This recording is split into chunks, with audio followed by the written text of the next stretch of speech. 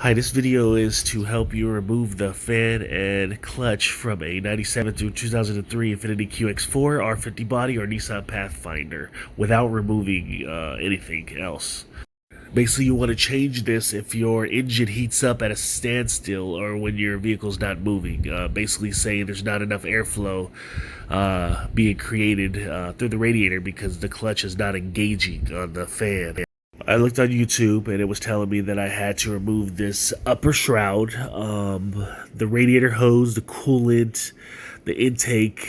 I was not going to do all that.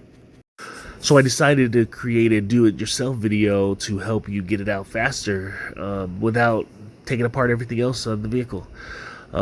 Basically, there is a lower shroud and it has 3 clips.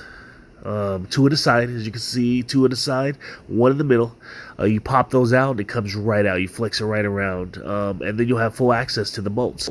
From here, I reached up with a 10mm wrench and I loosened all 4 of the bolts, and then the clutch was able to come out.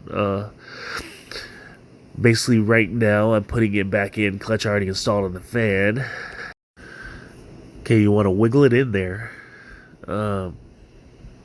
Careful not to mess up the hoses connected to the radiator or the radiator itself. There's a lot of play, so you don't have to worry about too much unless you drop it, so don't drop it.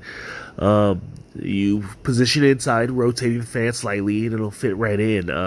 Match up the holes, put the bolts in, and you are all set. Reinstall the bottom of the shroud just by reclipping it in, and you're done. Please subscribe and like this video if it helped in any way.